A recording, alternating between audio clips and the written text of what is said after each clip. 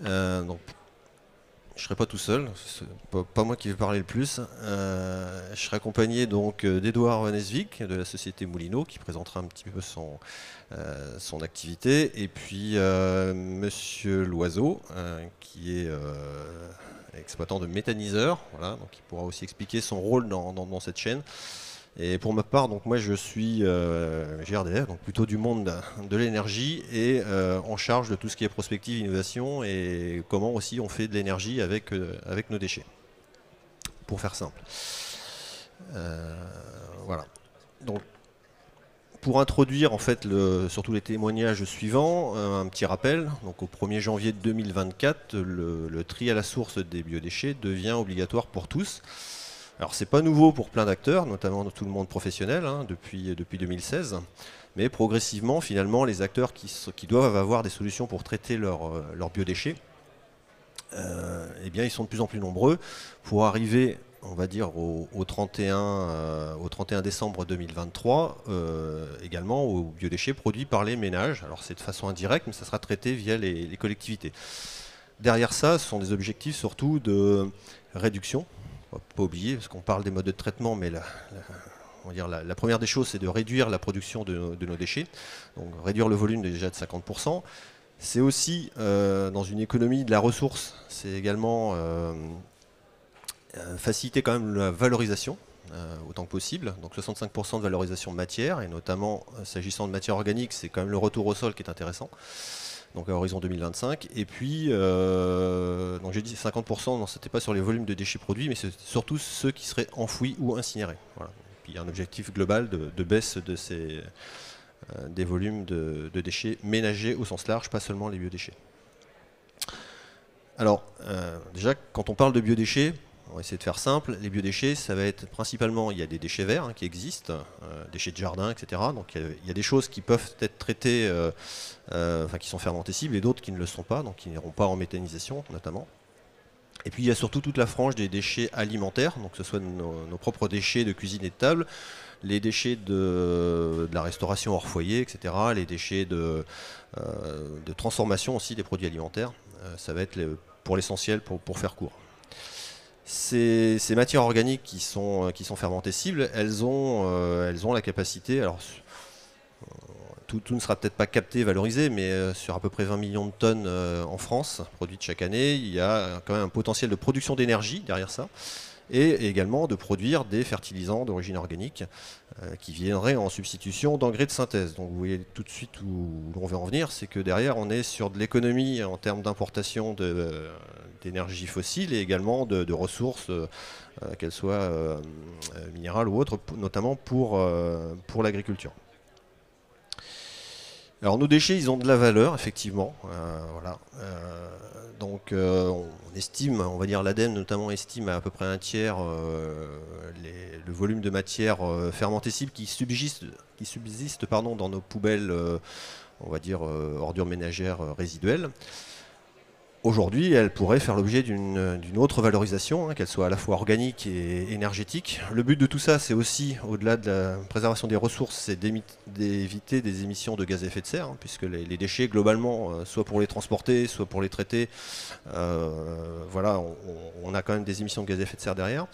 Donc, je vous ai donné à titre d'exemple ce que pourrait représenter la production de biodéchets, on va dire d'une agglomération d'à peu près 200 000 habitants. Alors c'est pas forcément voilà, c'est juste pour fixer les idées, mais on va dire à peu près 10 000 tonnes de biodéchets tout type qui pourraient être récupérés issus du tri à la source des biodéchets. Ça représente déjà un potentiel quasiment de 9 000 tonnes, notamment si c'était traité en méthanisation, de digestat, qui pourrait servir de fertilisant. Donc c'est quand même une grosse économie d'engrais pour les exploitations agricoles qui sont derrière. En termes d'énergie, on va dire c'est une dizaine de gigawattheures par an, ça vous parle peut-être pas. Les gaziers aiment bien les gigawattheures, c'est rigolo, mais le mieux c'est de dire que ça pourrait faire rouler 40 bus ou des bennes à ordures ménagères justement, qui pourraient fonctionner avec l'énergie dégagée de ces déchets, ou alors chauffer 2000 maisons, ce qui n'est pas rien, qui seraient au gaz par exemple. Donc dans les questions de souveraineté aussi énergétique qui ressortent aussi maintenant, c'est quand même bien de pouvoir le produire à partir de nos ressources. Alors le déchet, la première des choses, c'est déjà de ne pas le produire. Donc si on tient à une notion de gestion durable des déchets. C'est donc la priorité, elle sera toujours la prévention, éviter de le produire. Et après seulement, on va s'intéresser à comment, par des principes d'économie circulaire, pour pouvoir finalement réutiliser ces ressources. Donc on est bien sur de la sobriété aussi, sur la consommation de nos ressources. Voilà. Il n'y a pas qu'une seule solution pour les traiter, il y aura des solutions dites de proximité, vous verrez un peu ce que c'est, mais qui sont plutôt dans les solutions d'évitement finalement. Alors d'évitement, pas de produire le déchet, mais en tout cas que ça rentre dans le service public de gestion des déchets. Voilà. Et sinon, si vous ne traitez pas en proximité, alors c'est principalement du compostage, vous allez pouvoir collecter ces biodéchets pour mieux les valoriser. Et après, dans les solutions de traitement, de valorisation organique, vous aurez bien sûr encore du compostage, bien sûr vous aurez de la méthanisation. Il n'y a pas de il n'y a pas de solution unique. Très clairement, ça s'adapte au territoire, à la nature des déchets qui sont présents. L'enjeu, il est aujourd'hui plus sur les traits à la source des biodéchets alimentaires. On va dire que les déchets verts, la plupart du temps, ils sont déjà, entre guillemets, préemptés, soit traités en compostage de proximité, soit ils font l'objet d'une collecte spécifique, c'est quand même un peu plus rare, mais surtout en déchetterie. Donc, je dirais, surtout les déchets verts ligneux, ça n'a pas trop de sens de les mettre en méthanisation. En revanche, effectivement, les déchets d'origine alimentaire, c'est assez fermentescible, donc ça a un vrai intérêt. Les solutions de tri à la source qui vont être disponibles, enfin qui sont déjà disponibles, donc deux types. Les solutions dites de proximité, principalement du compostage soit en pied d'immeuble, soit en habitat individuel, ou des solutions qui passent par la collecte. Derrière la collecte, on va avoir encore deux solutions de traitement. La première des choses, c'est la valorisation matière, les fameux 65% de valorisation matière. Alors déjà, la collecte, il y a plein de façons de le faire, soit en porte-à-porte, soit en point d'apport volontaire. On va dire que ça va s'adapter vraiment au coût et à la typologie des territoires. Une fois que vous les avez collectés, là encore, vous pouvez avoir des plateformes de compostage centralisé ou aller le mettre en méthanisation. Plateforme de compostage centralisé, on est essentiellement sur la valorisation matière, sur le retour au sol. Méthanisation, vous allez faire les deux. Voilà. Donc, par la suite, alors c'est pas un parti pris contre les autres solutions de valorisation organique, on va plutôt s'intéresser à la méthanisation. Enfin d'abord, la part de biodéchets qui sera collectée, donc qui ne sera pas traitée en solution de proximité, et qui sera ensuite fléchée vers de la méthanisation. Juste pour introduire le propos des autres intervenants, donc il faut toute une chaîne finalement. Il y a le producteur de biodéchets, il y a d'abord le tri, parce que c'est vraiment important, parce que quand vous maîtrisez bien la qualité des flux et la traçabilité, vous pourrez mieux gérer derrière. Donc après, il y a les solutions de collecte. Je dirais que tout le débat est ouvert, il y a de la place pour tout. Les biodéchets, ça nécessite, à partir du moment où ils sont collectés, ça nécessite une préparation. On va parler de pré-traitement, ça peut déjà contrôler, éventuellement broyer. Peut-être quand vous avez des biodéchets qui sont emballés, il faut séparer tout ça, parce que ça ne fait pas bon ménage avec de la valorisation organique. Vous pouvez avoir besoin, et ça c'est une spécificité en méthanisation, vous avez besoin d'hygiéniser ces biodéchets puisqu'ils peuvent contenir des éléments carnés, donc des sous-produits animaux de catégorie 3, qui nécessitent une hygiénisation, donc il faut les chauffer pendant un certain temps à 70 degrés. Et puis après, vous pouvez envoyer vers des capacités de traitement de cette matière organique, notamment en méthanisation. On verra un petit peu le rôle de chacun des acteurs. L'idée étant, pour la part recyclage matière, bien sûr qu'il y a un retour au sol, derrière, donc la notion de qualité sur toute la chaîne est importante. Alors pour autant, cette solution, la première solution qui est mise en place, c'est quand même le compostage de proximité qui a tout son sens, très clairement, en fonction des territoires. Quand la collecte, elle n'est pas économiquement pertinente, etc., ça ne sert à rien d'aller chercher. Voilà. Donc, quand on parle de collecte, tout de suite, on a souvent des objections qui peuvent arriver, mais on va en parler tout à l'heure. Des objections, est-ce que ça va coûter plus cher, etc., ces ordures ménagères résiduelles. On verra que ce n'est pas toujours aussi terrible que ça. Souvent, le compostage, qui est quand même la solution historique, elle est souvent positionnée en concurrence de la méthanisation, alors que ce n'est pas du tout le jeu. Très clairement, c'est complémentaire. L'objectif, c'est pas d'enfouissement et le moins possible d'incinération. Alors, ce qui peut aussi être un frein, c'est le manque de capacité de pré-traitement. Donc, le pré-traitement, déconditionnement et hygiénisation, il peut être fait soit sur les unités de méthanisation qui ont la capacité d'avoir ce type d'équipement, soit ça peut être traité à part sur une plateforme. On verra que les modèles, pareil, ne sont pas exclusifs, ça va s'adapter en fonction du territoire. au bout du bout, bah, on a peut-être des méthaniseurs, et on en a quand même plutôt pas mal. Si on prend dans le Grand Ouest, on va dire sur Bretagne, Pays de la Loire et Centre-Val de Loire, on doit être pas loin des 110 pour ceux qui font de l'injection de biométhane. Pour autant, tous ne sont pas capables d'accepter des biodéchets. Donc il y a quand même une réglementation qui est importante.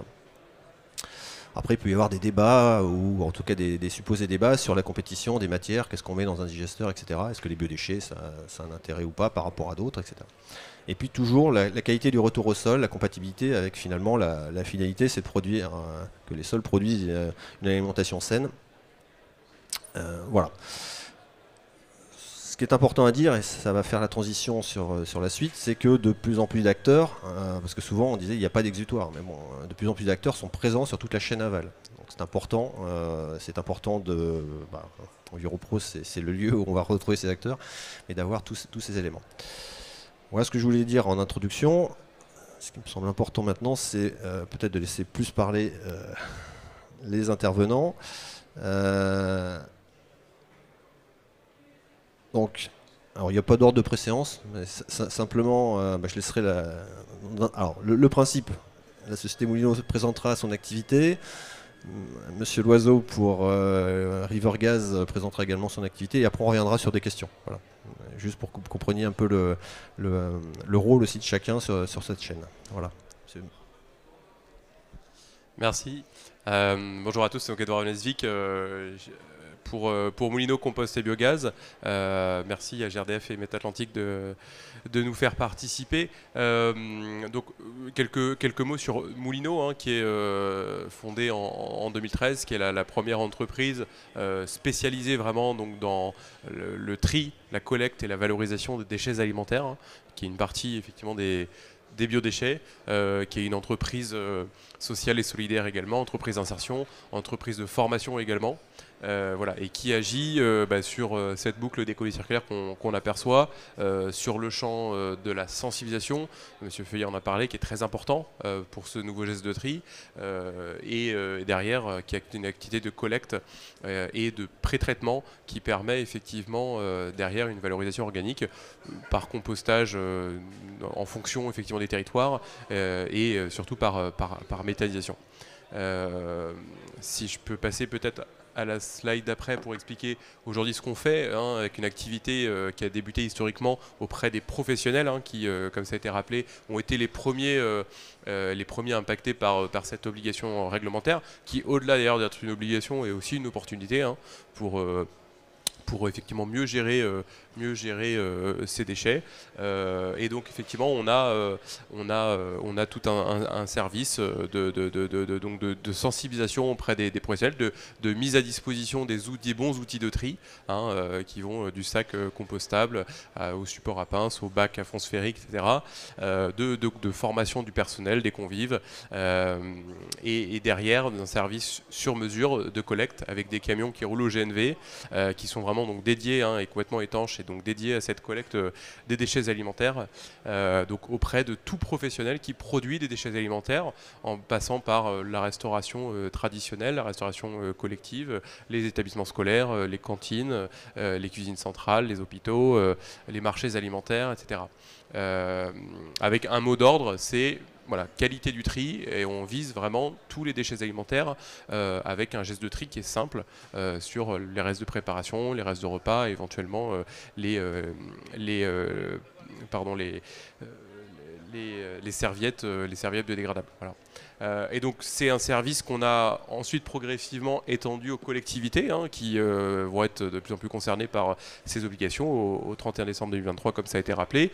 Certaines l'anticipent déjà, hein, à juste titre, pour expérimenter. D'autres l'ont pratiqué même depuis les années 2000 pour certaines d'entre elles. Et donc voilà, et là il y a un vrai axe déjà d'accompagnement des collectivités sur le dimensionnement du service, sur le partage du retour d'expérience entre ce qui marche et ce qui ne marche pas, sur aussi toute une phase un peu cachée justement de sensibilisation, encore une fois, hein, des usagers, qui est très importante et qui est une clé de réussite pour cette mise en place du tri. Et puis ensuite de la collecte, soit en porte-à-porte, soit en apport volontaire, puisque les deux sont possibles, avec derrière d'ailleurs des fournisseurs d'abri-bac qui inox français qui sont très performants, dont certains sont ici. Et derrière, au-delà de cette collecte, une prestation de valorisation qui consiste en un pré-traitement de ces biodéchets, avec un accueil de ces biodéchets dans des halls qui sont fermés, désodorisés, plusieurs systèmes de réception qui vont être complémentaires entre eux, en trémie, de plein pied, avec donc voilà ensuite une première étape donc de contrôle qualité, et puis une seconde étape mécanique de déconditionnement pour venir, alors j'aime pas parler de broyage mais plutôt de pulpage de la matière justement, tout le but étant de séparer minutieusement la matière organique de ce qui n'est pas organique, y compris les sacs de collecte, quand bien même ils sont biodégradables ou compostables, pardon.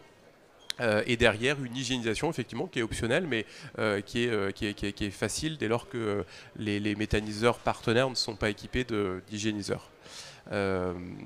Voilà, avec en tout cas un modèle qui s'adapte au territoire d'un site intermédiaire à proximité des lieux de collecte et qui va venir ensuite desservir des partenaires de valorisation organique, que ce soit des composteurs ou des méthaniseurs. Et voilà, donc ça c'est juste l'illustration de ce modèle de valorisation avec le point d'orgue final commun qui est bien le retour au sol, soit sous forme de compost, soit sous forme de digesta, soit sous forme de digesta recomposté, c'est aussi possible. On réalise des tests aujourd'hui dessus. Et avec un partenariat effectivement très fort avec le monde agricole qu'on a souhaité dès le début, c'est-à-dire qu'on n'est pas dans une relation de fournisseurs ou de prestataires de soupe organique, de soupe de déconditionnement. On monte aujourd'hui des projets avec ces partenaires agricoles, que ce soit en Ile-de-France, que ce soit à Bordeaux demain. On a des projets aussi dans la région Pays de la Loire, voilà, où ces méthaniseurs sont partie prenante de ces projets-là, avec derrière voilà, des engagements très forts sur la qualité qui sont réciproques. Et peut-être pour pas mobiliser trop de temps de parole, il y a juste une vidéo qui permet d'illustrer peut-être ce que j'ai pu dire à l'oral. En France, les entreprises et les habitants génèrent plus de 10 millions de tonnes de déchets alimentaires chaque année. Bien que de nombreuses initiatives se soient développées, comme le compostage de proximité qui détourne une partie des flux, elles sont insuffisantes pour répondre à l'ensemble des besoins. Des filières structurées sont indispensables. Moulineau crée des sites industriels qui répondent aux enjeux des biodéchets à grande échelle selon les besoins d'un territoire. Ils sont situés à proximité des zones de collecte pour massifier les biodéchets et ainsi optimiser la logistique, assurer une phase de pré-traitement consistant en une étape de surtri mécanique afin d'écarter toute erreur de tri résiduel et une phase d'hygiénisation qui élimine les éventuels agents pathogènes. Grâce à cette étape, nous produisons une soupe organique directement acheminée chez les agriculteurs méthaniseurs partenaires qui se chargent de la valorisation finale. La finalité du recyclage des déchets alimentaires doit être le retour au sol afin de nourrir des terres agricoles et faire repousser des aliments. Qui de mieux pour cela que des agriculteurs? Ils ont l'expertise et la connaissance de leurs terres. Moulineau a donc trouvé essentiel d'associer des agriculteurs dans cette démarche. Ensemble, nous maîtrisons la chaîne complète de valorisation, de la production du déchet jusqu'à son retour à la terre. Ce modèle garantit une économie circulaire et locale à l'échelle d'un territoire. Production de gaz vert et de fertilisants organiques, amélioration des pratiques agricoles et de la qualité de notre alimentation, création d'emplois locaux.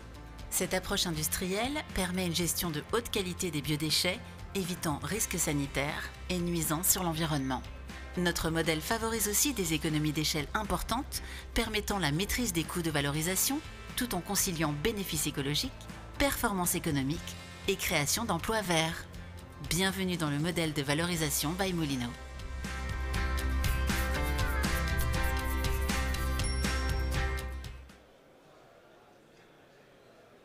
En France, merci en tout cas pour cette première partie de présentation qui a le mérite de brosser une filière assez large. Et on voit à la fin effectivement qu'on arrive sur l'importance aussi du retour à la terre et donc dans la chaîne inévitablement la présence du monde agricole. Donc ça tombe bien parce qu'on a On a avec nous Monsieur Loiseau, qui est à la fois exploitant agricole et également exploitant de méthaniseurs. Voilà, donc il va pouvoir nous présenter aussi son rôle aujourd'hui. Et puis on reviendra sur les questions après. Voilà. Oui, bonjour. Donc SAS River Gas, nous sommes à Molévrier, à côté de Cholet. Une unité de méthanisation toute jeune, toute neuve, parce que nous injectons dans le réseau de GRDF depuis le mois de novembre.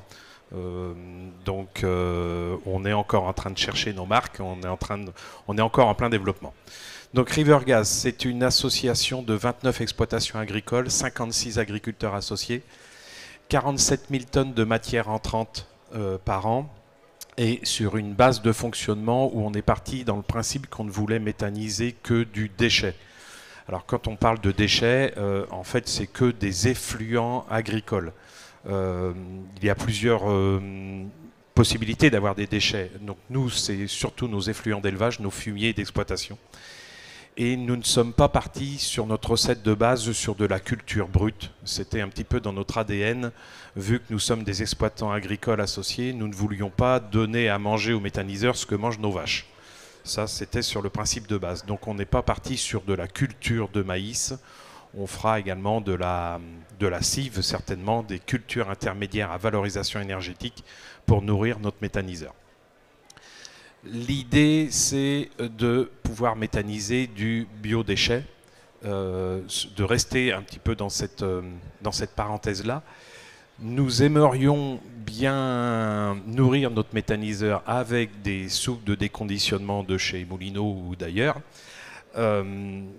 Juste pour mettre un petit peu l'explication d'une unité de méthanisation, en fonction de la grosseur, on est plus ou moins sous différentes législations. Donc nous sommes dans une ICPE, installation classée pour l'environnement, soumise à autorisation. Il y a le niveau en dessous qui est soumis à déclaration, qui a le droit de mettre plus de produits avec un petit peu moins de traçabilité. Nous avons une très forte traçabilité dans nos produits. Donc nous produisons un digestat qui va retourner dans nos champs. Ce digestat, il a une homologation, c'est-à-dire qu'on ne peut pas mettre n'importe quoi à l'intérieur. Alors quand je dis n'importe quoi, en fait on a une législation qui est assez stricte pour ne mettre que des déchets d'origine végétale. L'idée, c'est que nous aimerions bien mettre des soupes de déconditionnement. On attend encore d'autres agréments, des agréments sanitaires, puisque les produits qui doivent rentrer à l'intérieur de notre méthaniseur sont soumis à autorisation de la part de la DDPP. L'idée, c'est que ces produits-là doivent montrer patte blanche puisqu'ils se retrouvent en finale dans nos exploitations et sur nos terres pour aller fertiliser nos champs. Donc on ne veut pas de microplastique dedans, on ne veut pas de produits qui seraient indésirables, on veut préserver nos terres avant tout. Surtout que nous sommes installés dans un bassin versant avec un captage d'eau potable et c'est ce qui a motivé la construction du méthaniseur, l'idée étant de pouvoir exporter du phosphore de ce bassin versant pour la qualité des eaux potables. Donc nous regardons de très près pour pouvoir utiliser des produits qui sont hautement méthanogènes, l'objectif étant de pouvoir produire du CH4 c'est de la matière fermentescible, mais ce CH4, avant la méthanisation, s'en allait directement dans l'atmosphère et ce CH4 est réchauffeur climatique 30 fois plus que le CO2. Donc tout ce qu'on pourra capter pour envoyer dans le réseau en gaz vert, ça sera toujours ça de prix. Que dire de plus sur les soupes de déconditionnement? On aimerait bien en manger. On aimerait bien en avoir. Après, c'est juste une question de législation et d'autorisation au niveau administratif.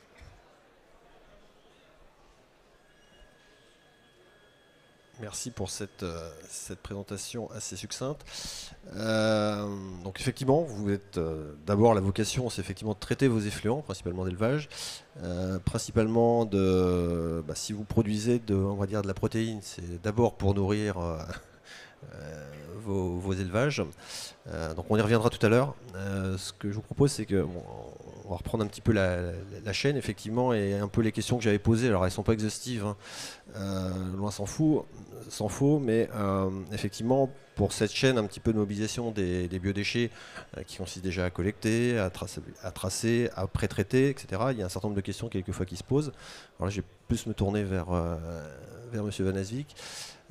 Souvent, ce qui est opposé pour mettre en place déjà cette mobilisation sous forme de collecte, c'est on va avoir un surcoût, on va mettre une collecte supplémentaire. Donc finalement, est-ce que c'est si terrible pour les collectivités? Est-ce qu'il y a moyen, enfin dans vos relations que vous pouvez avoir avec les collectivités, est-ce que vous arrivez à finalement voilà, trouver quand même un équilibre?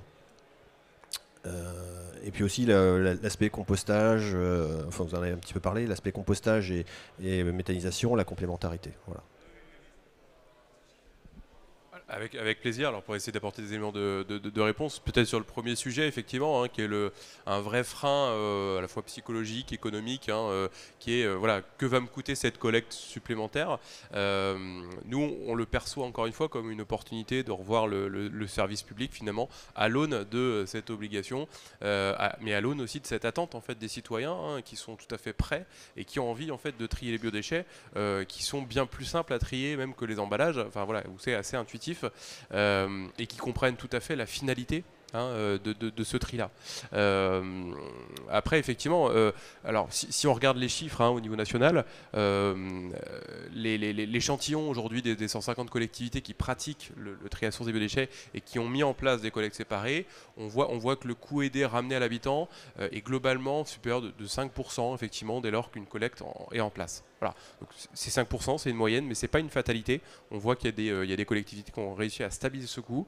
On voit qu'il y a des collectivités qui ont réussi à limiter ce coût, enfin même à le diminuer par rapport à la situation d'avant. Donc en fait, on voit aujourd'hui qu'il y a des facteurs de réussite qui permettent justement d'améliorer la qualité de service tout en améliorant le coût de ce service public en intégrant cette collecte des biodéchets. Après, il y a plusieurs choses, c'est-à-dire que aujourd'hui, foncièrement, la collecte de déchets alimentaires n'a aucune raison de coûter plus cher. Alors, de fait, oui, elle coûte un peu plus cher aujourd'hui parce qu'en fait, aujourd'hui, on a des professionnels qui jouent pas encore tous le jeu, effectivement, hein, il faut le dire, hein, sur ce tri des biodéchets. Mais demain, avec la génération et des professionnels et des ménages, on aura un maillage qui sera aussi important que celui des ordures résiduelles aujourd'hui, en tout cas on l'espère.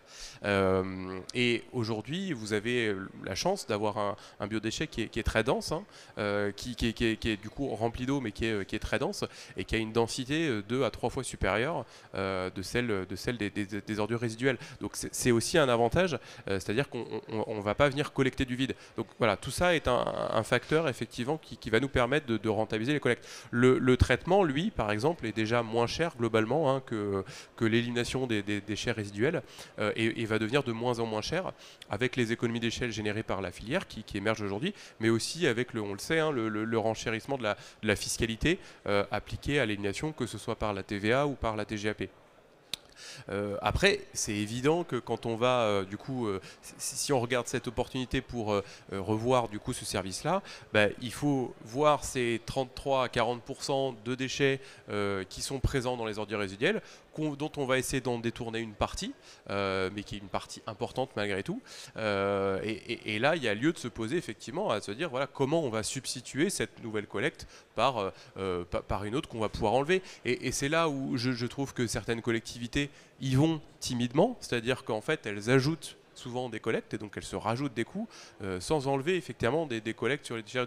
Alors que c'est la première incitation, c'est-à-dire que il faudrait regarder les choses dans le sens inverse pour dire si on veut que les usagers participent au tri, et c'est valable sur les déchets recyclables comme sur les biodéchets, il faut inverser les fréquences. Il faut mettre plus de fréquences sur les déchets valorisables, recyclables comme biodégradables, et au contraire limiter. Alors je ne parle même pas de fiscalité locale, hein, et de tarification incitative. Je parle juste, voilà, finalement de qualité de service, qu'on soit en porte-à-porte ou en apport volontaire d'ailleurs, mais voilà, de se dire on met des outils pour faciliter ce tri-là.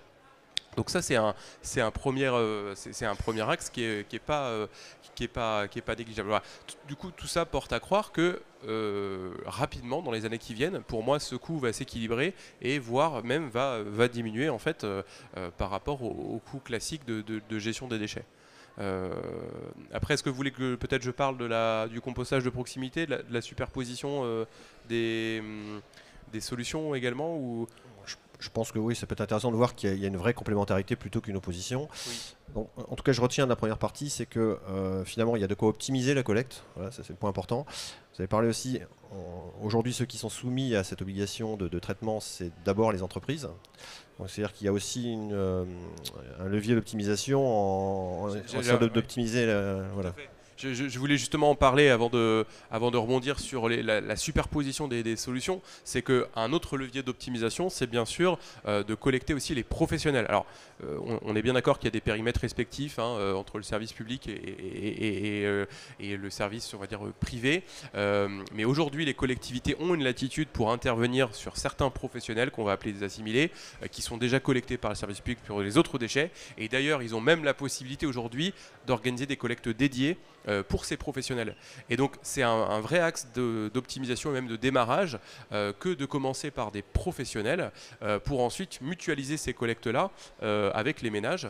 On a un très bon exemple par exemple que je peux citer de la ville de Grenoble, alors de l'agglomération de Grenoble qui est très proactive sur le sujet des biodéchets, déchets alimentaires, qui a proposé un service tout de suite donc de collecte séparée pour les habitants progressivement et qui est quasiment en train de finir la généralisation et qui en même temps a souhaité embarquer donc, les professionnels assimilés sur ce même service d'une fois par semaine. Et aujourd'hui, les résultats montrent qu'il y a plus de 600 professionnels qui participent à ce tri-là. Et en proposant du coup un premier service de base qui était, on va dire, compris, entre guillemets, gratuit ou sans surcoût, et pour les professionnels qui le souhaitent, effectivement, organiser une deuxième collecte par semaine, si cette première collecte n'est pas suffisante, voilà, à leurs frais, moyennant un surcoût. Mais voilà, moi je trouve que c'est des éléments intéressants où aujourd'hui on va passer dans la même rue, il y a lieu de se poser, voilà, avec le même camion, on va essayer de collecter en fait des déchets qui sont similaires et qui de toute façon vont arriver dans les mêmes sites. Donc il y a un vrai axe effectivement d'optimisation. Et juste pour finir là-dessus, si on prend les chiffres, si on ramène le gisement des professionnels et qu'on le dilue sur les habitants, en une moyenne, on obtient 33 kg par habitant supplémentaires au gisement de biodéchets. Donc on voit tout de suite que ça permet de gonfler en fait, très très naturellement en fait, les gisements qui sont collectés dès lors que cette collecte est mutualisée avec en plus voilà, des moyens, des outils de collecte qui vont être les mêmes. On parle de bacs roulants, qu'on soit en porte-à-porte ou en apport volontaire par exemple en abri-bac, qui vont pouvoir être collectés voilà, encore une fois par les mêmes moyens de collecte et qui vont finir dans les mêmes outils de pré-traitement souvent et derrière de valorisation organique. Après, peut-être juste pour finir, dire deux mots sur la superposition des solutions. Nous c'est ce qu'on imagine, c'est-à-dire qu'aujourd'hui, le compostage de proximité a une part importante. Il faut continuer à pousser cette part-là. C'est effectivement très vertueux. Maintenant, il faut aussi pas se voiler la face.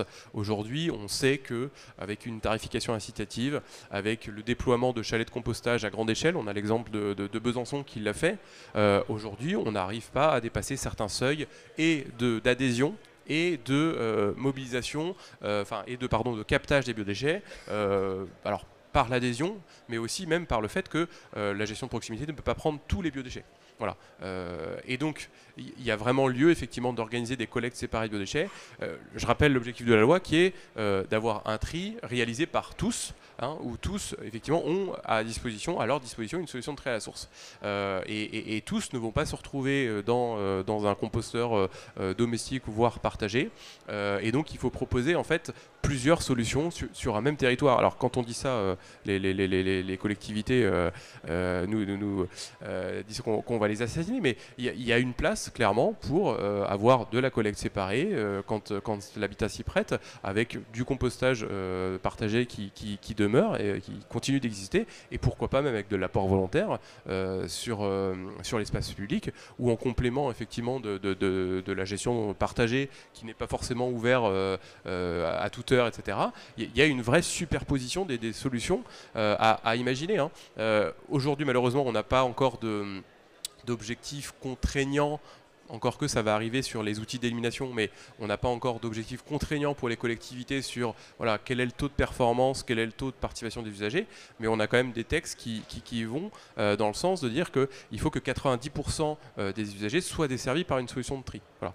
Donc ça ne pourra pas se faire selon nous sans la collecte, enfin les collectes séparées au sens large. Voilà.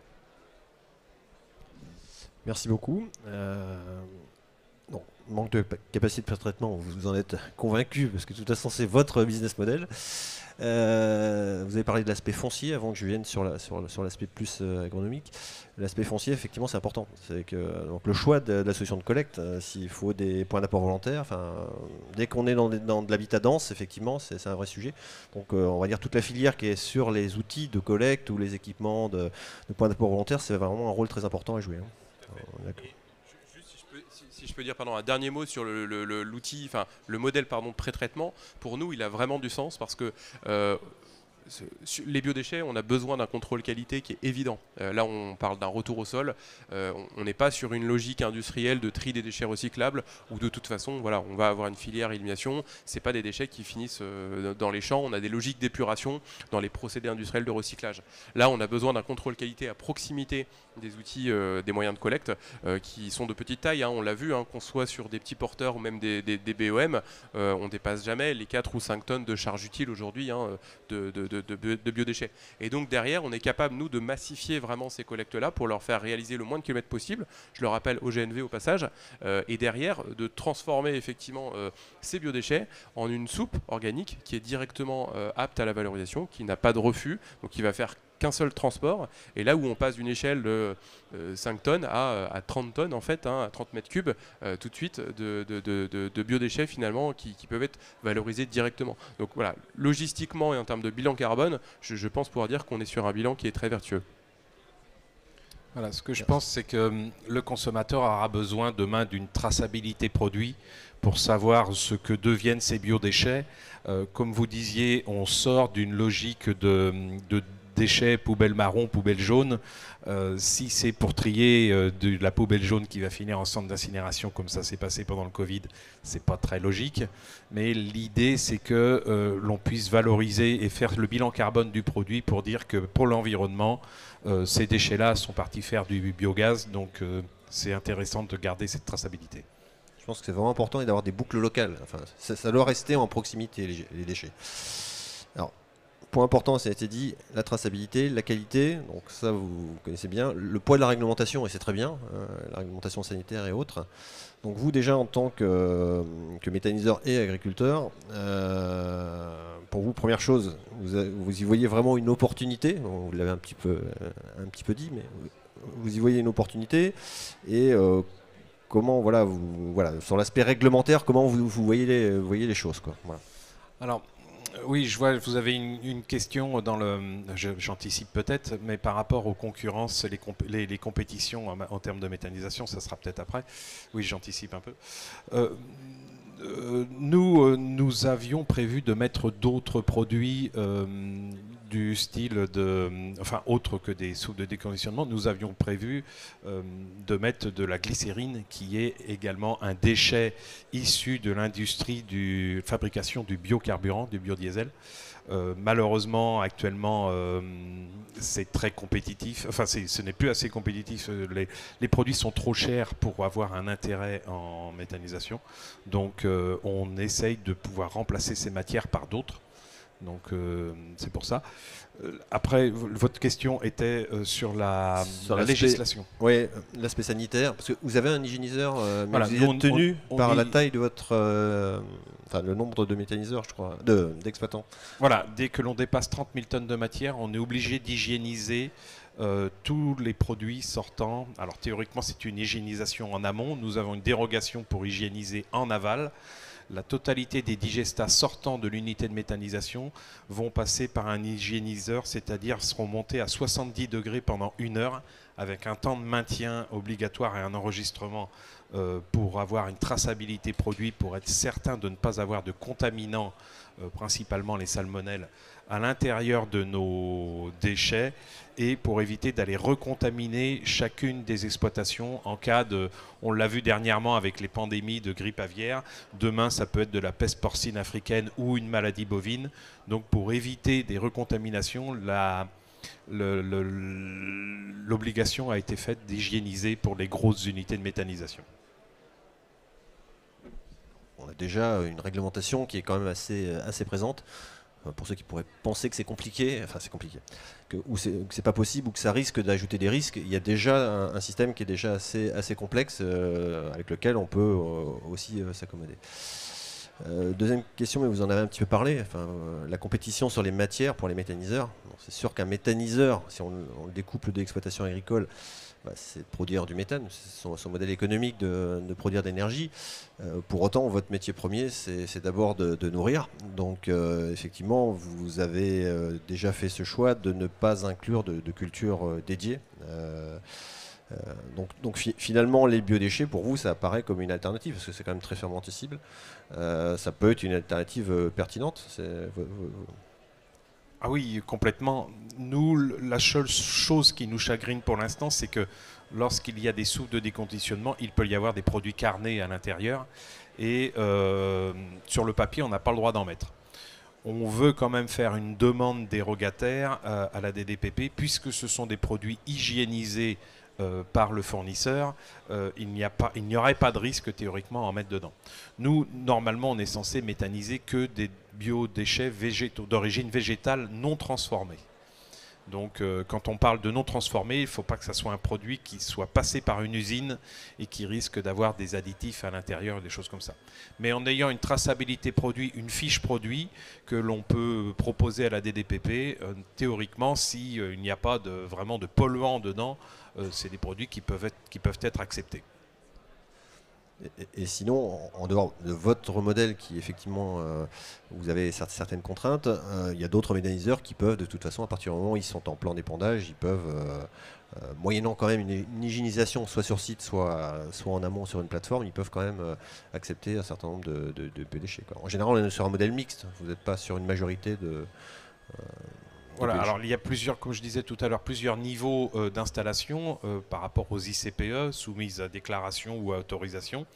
Et il y a également des niveaux de certification de Digesta. Nous commercialiserons à l'extérieur de notre bassin versant tous nos excédents de Digesta de façon à avoir un équilibre de fertilisation dans tout notre bassin. Et ce Digesta est homologué DIG, ce que l'on appelle DIG, qui s'appelait à l'origine Digagri, qui est passé en Digagri 1, Digagri 2, Digagri 3, et ensuite c'est appelé DIG. L'homologation a changé peut-être à chaque changement de ministre, mais nous sommes vraiment dans les débuts de ces homologations DIG, parce que nous sommes dans les premiers à utiliser la certification DIG. Si demain ça devient trop contraignant, on peut abandonner la certification DIG, c'est-à-dire que notre Digesta ne sera plus homologué comme un produit fertilisant, mais ce produit-là aura besoin donc d'un plan d'épandage pour pouvoir être remis dans nos terres. Alors le plan d'épandage, ce n'est pas un problème parce que nous, on l'a sur nos exploitations. Ce qui pourrait nous bloquer, c'est par rapport à la commercialisation de nos Digesta en excédent. Si on arrive à avoir un produit plutôt qu'un déchet, en fait c'est juste ça, hein, ces homologations transforment les déchets en produits et ce produit-là a une valeur ajoutée qui permet de le commercialiser et avoir une traçabilité et qui sort donc des plans d'épandage. L'agriculteur n'a plus besoin d'aller déclarer les produits entrant sur ses terres en tant que déchets. Ça devient un produit comme s'il achetait un amendement de l'engrais chimique, sachant que nous, notre objectif, c'est de pouvoir supprimer tout achat de produits chimiques à l'intérieur de notre groupe d'agriculteurs. On ne voudrait fertiliser qu'avec nos Digesta. Merci beaucoup. avant de passer des questions. Donc ce qu'on sent, c'est déjà, en tout cas pour les acteurs de la chaîne qui sont représentés, on sent qu'il y a un même souci finalement de la qualité. Il y a effectivement chacun son rôle à jouer. Alors, je vais vous proposer de passer peut-être à des questions maintenant, parce qu'on n'a pas la prétention d'avoir tout abordé. Et voilà, donc je ne sais pas si vous avez des choses peut-être à ajouter. Pardon. Non, j'avais juste un dernier complément par rapport à cette notion de qualité, hein, vous l'avez compris, qui nous anime, nous, entre le producteur et nous, la matière qu'on va fournir aux agriculteurs ou au compost qu'on va produire nous-mêmes. Nous, ces biodéchets bruts ou sous forme de soupe organique, ils sont éligibles à l'AB, au règlement AB. C'est-à-dire que la soupe qui est produite, si elle est effectivement digérée avec d'autres intrants qui sont eux-mêmes éligibles, le produit final sous forme d'amendement ou de digesta ou d'engrais organique sera éligible à l'AB. Voilà, sans dire que c'est une obligation, mais c'est aussi un gage de qualité, je pense, qui est important. Merci. Si vous avez des questions, n'hésitez pas.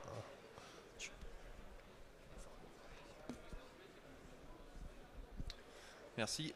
Du coup, la question, c'est à partir de l'année prochaine, avec l'obligation, qu'est-ce qui se passera en termes de...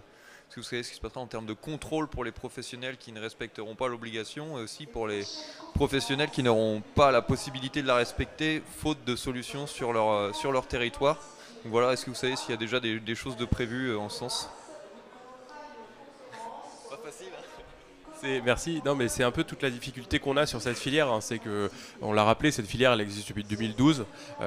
Progressivement, elle a concerné un plus grand nombre de producteurs. Aujourd'hui, 60% des professionnels sont concernés. Au 1er janvier 2023, c'est 90% des professionnels qui seront concernés. Et au 1er janvier 2024, 100%. Aujourd'hui, on ne sait pas estimer la part des professionnels qui font le tri. Nous, on l'estime un peu au doigt mouillé à 5 à 10% globalement, en tout cas sur la filière qu'on connaît en Ile-de-France. Donc c'est évident qu'il y a un enjeu de contrôle. Les sanctions sont là, elles sont très dissuasives en termes de sanctions pénales, même administratives. Le souci, c'est qu'on n'a pas des moyens de contrôle, ni une volonté de contrôler cette filière-là. C'est valable aussi pour les déchets qu'on appelle le tri 5 flux hein, des entreprises. Donc qu'est-ce qui va se passer? Je ne sais pas. Je ne sais pas vraiment le dire. Soit on se donne les moyens de ces contrôles parce qu'on a envie effectivement que cette filière démarre vraiment. Moi je pense qu'il y a deux axes. Il y a l'axe des professionnels qui va rester de toute façon difficile à contrôler, notamment pour les petits professionnels. Pour les plus gros qui sont soumis aux règles d'hygiène, etc., on peut avoir des services d'État qui vont peut-être pouvoir être un peu plus transversaux dans leur rôle de contrôle et qui vont agir peut-être là-dessus. Sur les collectivités, de la même manière, théoriquement, ces mêmes sanctions pourraient s'appliquer. Hein, ça, c'est important de le rappeler. Elles ne l'ont pas forcément en tête. Maintenant, ce n'est pas forcément ce qui va les motiver avant tout.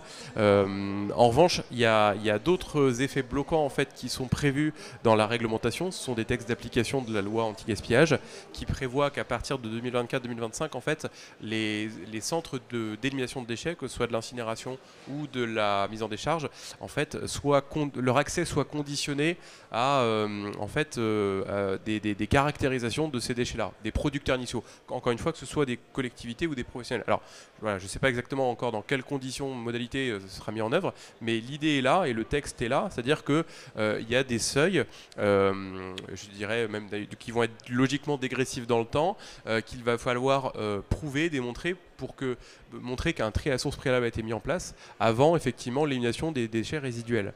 Et donc, en ça, effectivement, que ce soit les collectivités ou les producteurs vont être finalement confrontés à leurs obligations, ne serait-ce que pour avoir le droit de gérer les déchets résiduels. Voilà. Donc après, c'est toute la difficulté de ne pas les mettre aussi au pied du mur pour pas que ces déchets-là ils finissent dans la nature aussi. Moi j'ai une piste que j'aimerais partager aussi aux autorités, c'est qu'aujourd'hui on pourrait tout à fait taxer cette élimination finalement qui est en dehors des clous. On a une TGAP qui existe, qui peut être majorée à 150 € la tonne dès lors que l'installation n'est pas autorisée, et bien qui pourrait tout à fait être appliquée pour l'élimination de déchets qui n'ont pas fait l'objet d'un tri à source préalable. Et là on a une sanction qui est quand même très dissuasive et qui à mon avis serait du coup très incitative au tri. Voilà.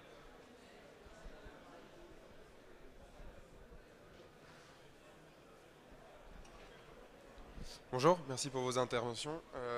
À quel point aujourd'hui il y a une adhésion de la filière restaurateur, traiteur, hôtel dans la collecte et dans le recyclage des biodéchets et à quel point on peut aussi les faire participer à ça puisqu'ils sont quand même un gros producteur de biodéchets.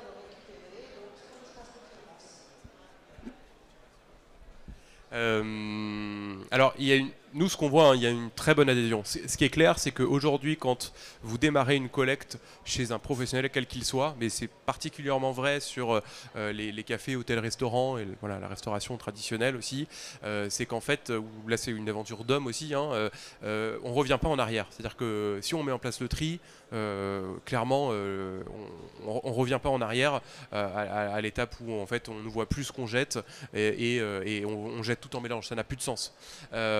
Après, il y a un vrai frein pour effectivement arriver à passer ce cap de mettre en place cette collecte, c'est le coût économique.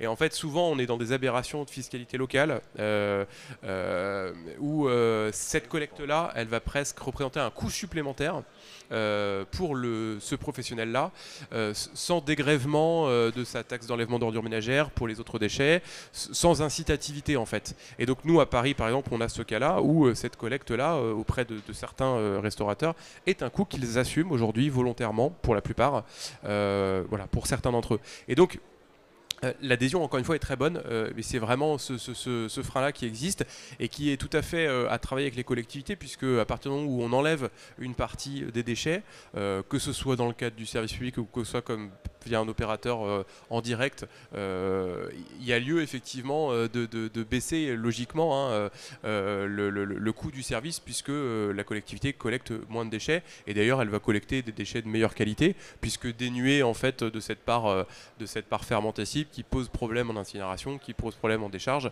Et donc voilà, il y a ce travail-là à faire avec les collectivités pour très idéalement en fait mettre en place une redevance incitative pour qu'en fait le professionnel soit incité au tri au sens large du terme. Hein. Voilà. Mais il y a un gros chantier.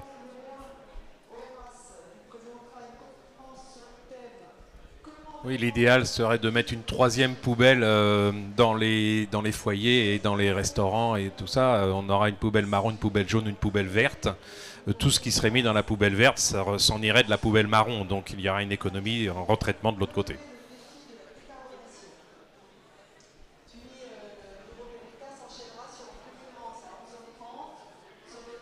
L'adhésion des professionnels est très très bonne, et même celle des usagers particuliers, elle est très bonne aussi. Hein. Je me permets de le rappeler au passage. Souvent alors je vais dire les collectivités, je ne veux pas stigmatiser, mais souvent dans l'inconscient collectif même, on se dit que les gens ne sont pas prêts, ne vont pas trier correctement. Nous, quelques chiffres, hein. Aujourd'hui sur les collectes des ménages qu'on reçoit, ou qu'on collecte ou qu'on reçoit sur nos sites, on a moins de 0,5% de non organiques dans nos collectes. Hein. Je ne sais pas si vous vous rendez compte, y compris des sacs compostables qui sont jugés comme indésirables dans cette collecte-là. Donc on a vraiment des collectes de très bonne qualité. Maintenant, le vrai enjeu, la vraie difficulté, c'est d'arriver à mobiliser un maximum de personnes autour de ce tri. Parce qu'on va toucher effectivement au début les plus sensibilisés assez facilement. Hein. Mais l'enjeu, voilà, c'est de mettre à disposition les bons outils sur le long terme, y compris des sacs compostables par exemple, et d'arriver à sensibiliser aussi à grande échelle et sur la durée, en tout cas au démarrage, autour de ce nouveau geste de tri. On voit que la sensibilisation a déjà été lancée et mise en route dans les cantines, dans nos jeunes générations, chez les enfants. Ils sont dès le début sensibilisés au tri des biodéchets, soit à les composter à côté de la cantine ou un recyclage vraiment spécifique, avec aujourd'hui une pesée. Nous, on le fait dans notre cantine municipale. Les enfants pèsent les déchets organiques sortant de la cantine. Merci beaucoup, on arrive à peu près au terme de notre créneau. Juste pour conclure, si on regarde aussi les dernières questions, on a parlé de sensibilisation, de mobilisation, comment faire adhérer. On a parlé aussi un peu le bâton, parce qu'on est en France hein, quand même, on a besoin de savoir comment on va y arriver. Donc c'était l'objet de cette conférence de dire finalement il faut que les professionnels qui sont sur tout Laval se fassent connaître, c'est aussi ça. Je pense aussi pour la méthanisation, c'est une façon aussi d'avoir du lien vraiment local. Voilà, ils ont plusieurs fonctions finalement, et notamment le monde agricole. Donc voilà, donc j'espère qu'on a pu répondre au moins aux quelques questions qui étaient posées. Voilà. Merci pour votre écoute et merci aux intervenants.